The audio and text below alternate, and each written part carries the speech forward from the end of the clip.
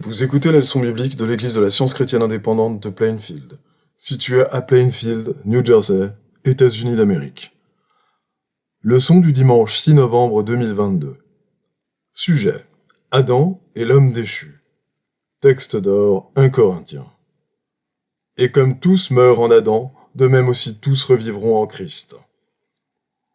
Lecture alternée, Psaume. Il est beau de louer l'Éternel et de célébrer ton nom, ô Très-Haut, d'annoncer le matin ta bonté et ta fidélité pendant les nuits. Les justes croissent comme le palmier, ils s'élèvent comme le cèdre du Liban. Plantés dans la maison de l'Éternel, ils prospèrent dans les parvis de notre Dieu. Ils portent encore des fruits dans la vieillesse, ils sont pleins de sève et verdoyants. Pour faire connaître que l'Éternel est juste, il est mon rocher, et il n'y a point en lui d'iniquité.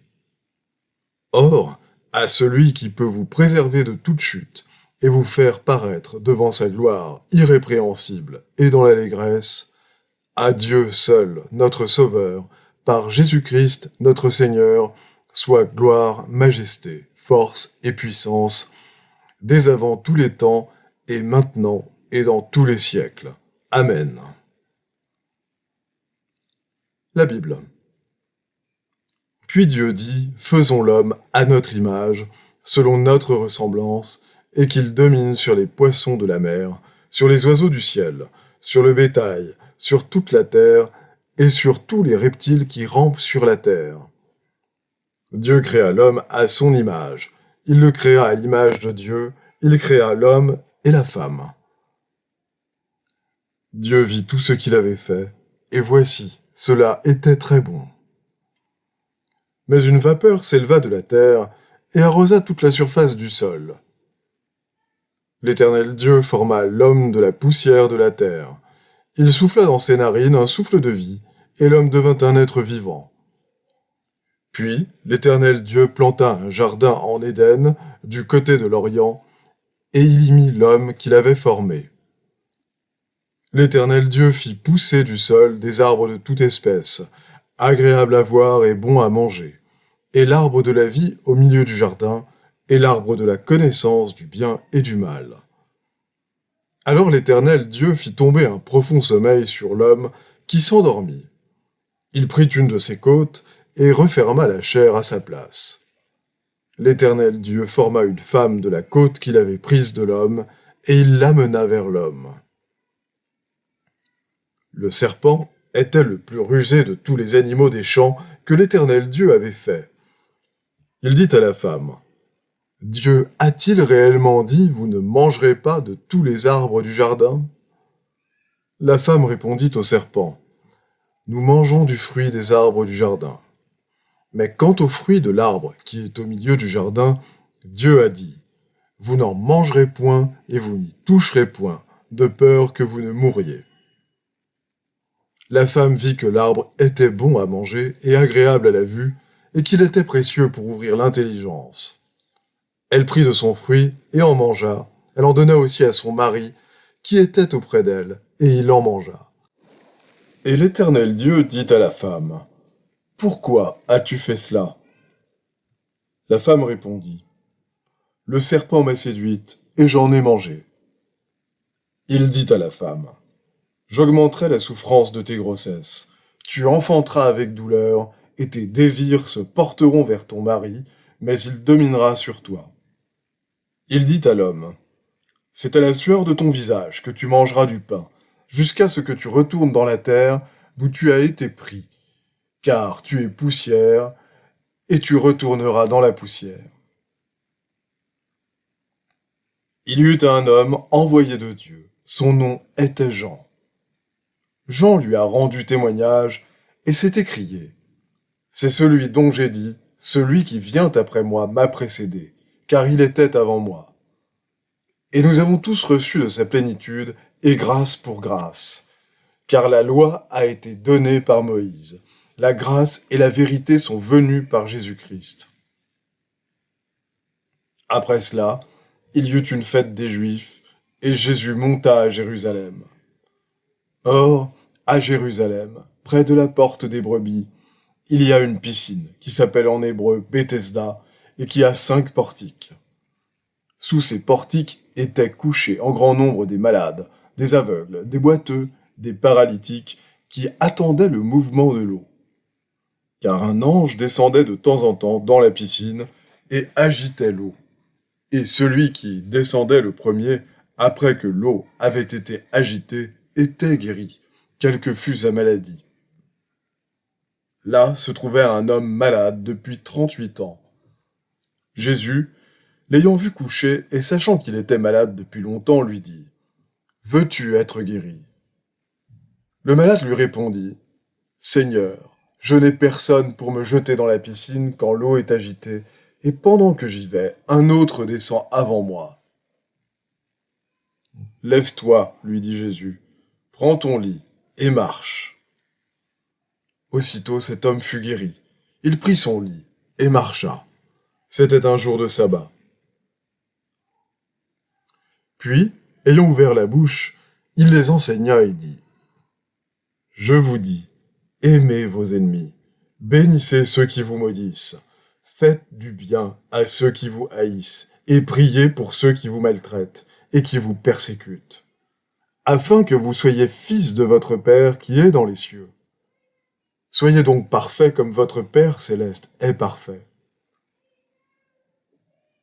Les pharisiens demandèrent à Jésus quand viendrait le royaume de Dieu. Il leur répondit : « Le royaume de Dieu ne vient pas de manière à frapper les regards. On ne dira point : il est ici ou il est là, car voici, le royaume de Dieu est au milieu de vous. Vous avez été instruits à vous dépouiller, eu égard à votre vie passée, du vieil homme qui se corrompt par les convoitises trompeuses, à être renouvelé dans l'esprit de votre intelligence, et à revêtir l'homme nouveau, créé selon Dieu dans une justice et une sainteté que produit la vérité. » Je vais maintenant lire les passages corrélatifs tirés du livre d'études de la science chrétienne, Science et santé, avec la clé des Écritures de Mary Baker Eddy.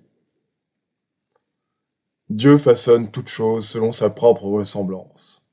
La vie se réfléchit dans l'existence, la vérité dans la véracité, Dieu dans la bonté, qui communiquent leur propre paix et leur propre permanence.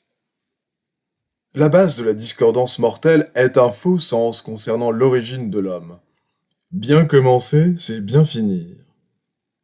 Le mot Adam vient de l'hébreu Adama, signifiant la couleur rougeâtre de la terre, poussière, néant. Divisez le nom Adam en 2 syllabes, et vous avez Adam, mot qui signifie en anglais une digue ou obstruction. Il s'ensuit qu'Adam n'était pas l'homme idéal en faveur duquel la terre avait été bénie. L'homme idéal fut révélé au temps marqué et fut connu sous le nom de Christ Jésus. D'où vient un serpent parleur et menteur pour tenter les enfants de l'amour divin ? Le serpent entre dans la métaphore uniquement comme symbole du mal. Il n'y a rien dans le règne animal qui représente l'espèce que l'on vient de décrire, un serpent parleur, et nous devrions nous réjouir de ce que le mal, sous quelque forme qu'il se présente, se contredise et n'ait ni origine, ni soutien dans la vérité et le bien. Comprenant cela, nous devrions posséder la foi nécessaire pour combattre toutes les prétentions du mal, parce que nous savons qu'elles sont sans valeur et irréelles. Adam, synonyme d'erreur, représente la croyance à un entendement matériel. Il commence à exercer son empire sur l'homme avec modération, mais sa fausseté s'accentue et ses jours diminuent. Dans ce développement, il devient manifeste que la loi immortelle et spirituelle de la vérité est pour toujours opposée au sens matériel mortel. En science divine, l'homme est soutenu par Dieu, le principe divin de l'être. Les enfants de Dieu n'ont qu'un entendement. Comment le bien peut-il tomber dans le mal, quand Dieu, l'entendement de l'homme, ne pêche jamais ? À l'origine, la norme de la perfection était Dieu et l'homme. Dieu a-t-il abaissé sa propre norme, et l'homme est-il déchu ? Dieu est le créateur de l'homme, et le principe divin de l'homme demeurant parfait, l'idée divine ou reflet, l'homme reste parfaite. L'homme est l'expression de l'être de Dieu. S'il y eut jamais un moment pendant lequel l'homme n'exprima pas la perfection divine, alors il y eut un moment pendant lequel l'homme n'exprima pas Dieu, et par conséquent, un moment où la divinité fut inexprimée, c'est-à-dire sans entité. Si l'homme a perdu la perfection, alors il a perdu son principe parfait, l'entendement divin. Si l'homme a jamais existé sans ce principe parfait ou entendement parfait, alors l'existence de l'homme était un mythe. La relation de Dieu à l'homme, du principe divin à l'idée, est indestructible dans la science. Et la science ne connaît ni déviation de l'harmonie, ni retour à l'harmonie, mais elle affirme que l'ordre divin ou loi spirituelle, dans lequel Dieu et tout ce qu'il crée sont parfaits et éternels, est demeuré inchangé dans son histoire éternelle. L'entendement insondable est exprimé. La profondeur, l'étendue, la hauteur, la puissance, la majesté et la gloire de l'amour infini remplissent tout l'espace. Que peut-il y avoir de plus ? Le langage humain ne peut répéter qu'une partie infinitésimale de ce qui existe. L'idéal absolu, l'homme, n'est pas plus discerné ni compris par les mortels que ne l'est son principe infini, l'amour. Le principe est son idée, l'homme, son coexistant et éternel. Les chiffres de l'infinité, appelés 7 jours, ne peuvent être comptés d'après le calendrier du temps.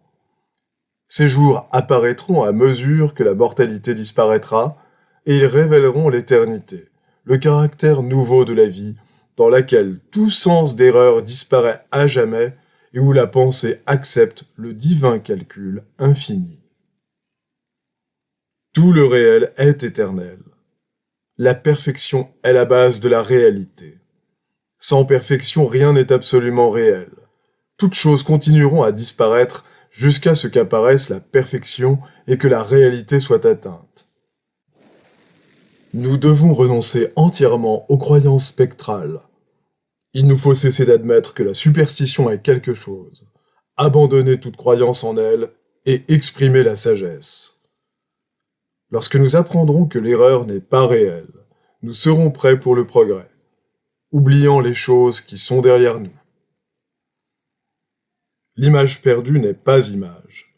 La vraie ressemblance ne peut être perdue dans la réflexion divine. Comprenant cela, Jésus dit « Soyez donc parfaits comme votre Père céleste est parfait ». Considéré spirituellement, le livre de la Genèse est l'histoire de l'image erronée de Dieu, image appelée un mortel pécheur. Considéré correctement, cette déflexion de l'être sert à indiquer le vrai reflet de Dieu et la réalité spirituelle de l'homme tels qu'ils sont présentés dans le premier chapitre de la Genèse. Nous remettons cette brève et glorieuse histoire de la création spirituelle, telle qu'elle est rapportée dans le premier chapitre de la Genèse, entre les mains de Dieu, non de l'homme, à la garde de l'esprit, non de la matière, et nous reconnaissons joyeusement maintenant et à jamais la suprématie, l'omnipotence et l'omniprésence de Dieu. L'harmonie et l'immortalité de l'homme sont intactes. Nous devrions nous détourner de la supposition contraire que l'homme est créé matériellement et porter nos regards vers le récit spirituel de la création, vers ce qui devrait être gravé dans la compréhension et le cœur avec la pointe d'un diamant et la plume d'un ange. Apprends cela, ô mortel, et recherche avec ardeur l'état spirituel de l'homme qui est en dehors de tout moi matériel. Jésus dit en parlant des enfants de Dieu, non des enfants des hommes. Le royaume de Dieu est au-dedans de vous. C'est-à-dire la vérité et l'amour règnent dans l'homme réel, ce qui montre que l'homme à l'image de Dieu n'est pas déchu et qu'il est éternel. Jésus voyait dans la science l'homme parfait, qui lui apparaissait là où l'homme mortel pécheur apparaît au mortel. En cet homme parfait, le Sauveur voyait la ressemblance même de Dieu, et cette vue correcte de l'homme guérissait les malades. N'étant jamais né, et ne mourant jamais, il est impossible à l'homme gouverné par Dieu dans la science éternelle de déchoir de son état élevé. Les devoirs quotidiens de Mary Baker Eddy. Prière quotidienne. Il sera du devoir de tout membre de cette Église de prier chaque jour. Que ton règne vienne, que le règne de la vérité, de la vie et de l'amour divin soit établi en moi et élimine de moi tout péché. Et puisse ta parole enrichir les affections de toute l'humanité et la gouverner. Règle pour les mobiles et les actes. Ni l'animosité, ni un attachement purement personnel ne doivent déterminer les mobiles ou les actes des membres de l'Église mère. Dans la science, l'amour divin seul gouverne l'homme, et un scientiste chrétien reflète les douces aménités de l'amour en réprouvant le péché et en manifestant un véritable esprit de fraternité, de charité et de pardon. Les membres de cette Église doivent journellement veiller et prier pour être délivrés de tout mal, pour ne pas prophétiser, juger, condamner, conseiller, influencer ou être influencés d'une manière erronée. Vigilance face au devoir. Il sera du devoir de chaque membre de cette Église de se défendre journellement contre la suggestion mentale agressive et de ne pas se laisser entraîner à oublier ou à négliger son devoir envers Dieu, envers son leader et envers l'humanité. Par ses œuvres, il sera jugé et justifié ou condamné.